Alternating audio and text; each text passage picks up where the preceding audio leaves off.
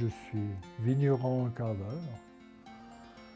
Et puis je vais avoir la retraite à la fin de l'année.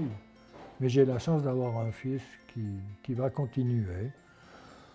Et puis heureusement qu'il s'est décidé assez tôt, parce que ça fait quelque temps que je fais plus grand chose, je suis plus très efficace, étant donné que j'ai manque de souffle. Mais j'étais mécanicien avant d'être vigneron. Et puis j'ai été longtemps collectionneur de tracteurs anciens. Alors il semblerait que ce soit l'héritage de mon grand-père maternel. J'ai hérité de son asthme, qu'on a constaté que très tard, j'avais, je pense, 25 ans. Alors, la doctoresse Nicolet a confirmé que j'avais de l'asthme, c'est sûr. Et puis après des examens un peu plus approfondis, elle m'a dit, mais vous avez autre chose, il y a un cours de l'emphysème. Alors, voilà. Et puis après, elle m'a dit, vous avez encore une bronchopneumopathie.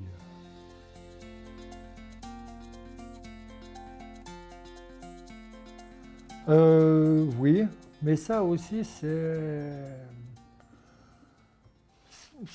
grâce à la doctoresse Nicolet parce qu'elle elle m'a fait faire des radios. On en faisait relativement régulièrement, en tout cas toutes les années.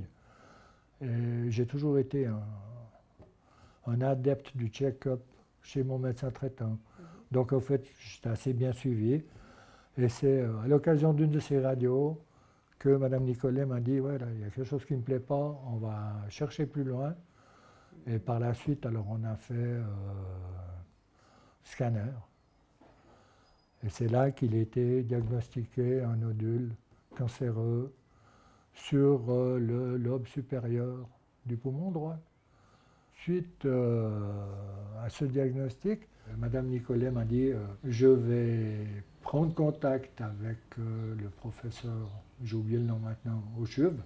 Comme ce nodule était tout seul sur le lobe supérieur du poumon droit, le professeur m'a convoqué, il m'a dit écoutez, on enlève tout le lobe supérieur, comme ça c'est propre, il n'y a pas de ramification, il n'y a rien.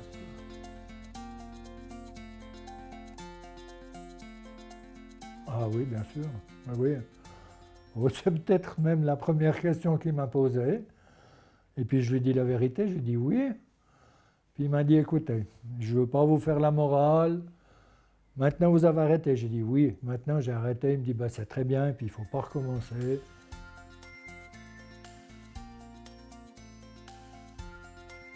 De nouveau là, c'est Mme Nicolet qui a constaté que je pouvais faire mieux. Parce que ce que l'on appelle la saturation n'était pas au top. Alors elle m'a proposé d'utiliser une de ces petites machines concentrateurs d'oxygène.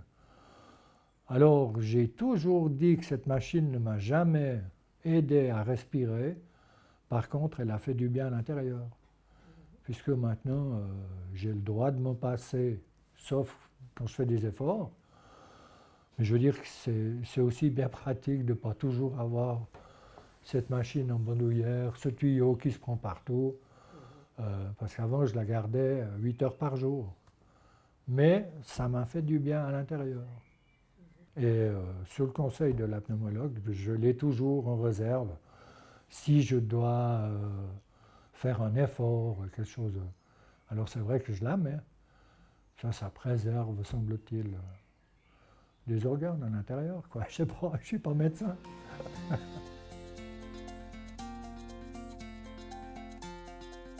Oui, oui, tout à fait. Et bon, c'est vrai qu'elle m'a conseillé concernant l'utilisation de la machine. Et puis, Mme Nicolet m'avait recommandé l'utilisation d'une machine pour la nuit. Alors, c'est la deuxième fois que j'ai vu Mme Roberts, parce qu'elle est venue me parler de cette machine. Comment l'utiliser aussi. Et puis, ben voilà, j'ai pu me passer de la machine de nuit maintenant. Elle est retournée chez vous, à la Ligue. Très bien, alors, Madame Nicolet, déjà, ça me fait plaisir que vous ayez pu venir. chez moi. Et puis, ben voilà, j'ai quand même 2-3 questions à vous poser. La première, c'est que oui, j'ai arrêté de fumer. Mais bon, mis à part le fait que c'était très bien d'arrêter, qu'est-ce que ça représente? En quoi ça aurait dérangé à partir du diagnostic qu'on avait me concernant?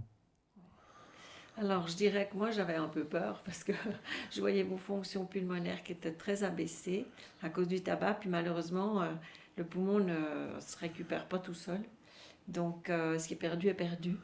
Ouais. J'avais peur qu'en fait, avec la diminution de la capacité pulmonaire, on ne puisse pas vous opérer.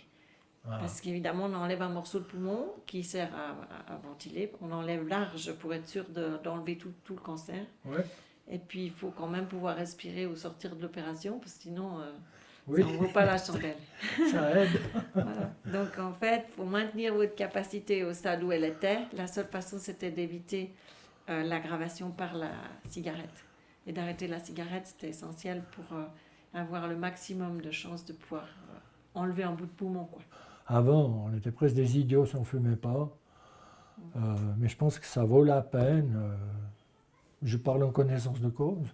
Je regrette rien, mais rendre les gens attentifs à la nocivité du tabac, c'est bien, oui. Alors merci parce que c'est vrai que c'est un témoignage, hein. On sait, les gens le savent, mais qu'est-ce qui fait qu'on change et puis que finalement on change notre façon de faire, on change nos habitudes de vie, puis on arrête de fumer. Il y a une sorte de mise en route qui n'est pas si évidente, je pense, à Non, faire, qui est sûrement difficile. ouais. Et puis peut-être qu'effectivement l'environnement, le phénomène social qui montre que vraiment il faut plus fumer, enfin, ça fait plus partie d'une vie heureuse, d'une vie épanouie, d'une vie saine. C'est vrai que la société aide sûrement les fumeurs à se dire quand même, à se remettre en question et quand même à se dire qu'il est essentiel qu'ils arrêtent et puis que c'est tout de suite le plus vite possible en fait. Ouais. Mais, On dit toujours, le meilleur moyen d'arrêter, c'est de ne pas commencer. ouais. Mais c'est malheureusement pas le cas pour moi, en tout cas.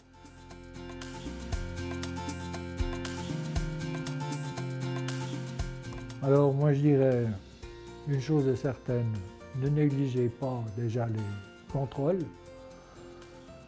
Et si vous avez la chance d'avoir des médecins comme ceux que j'ai eus, qui veulent chercher vraiment, qui veulent aller jusqu'au bout des choses, laissez-vous faire, faites tous les tests. Il y a tout à gagner, plus ce sera décelé tôt, plus on pourra vous soigner. Et puis je ne remercierai jamais assez les 3 médecins que j'ai nommés tout à l'heure, la Ligue vaudoise, parce qu'on est vraiment bien accompagné, on est suivi. Ça vaut la peine. Que vous ayez fumé ou pas.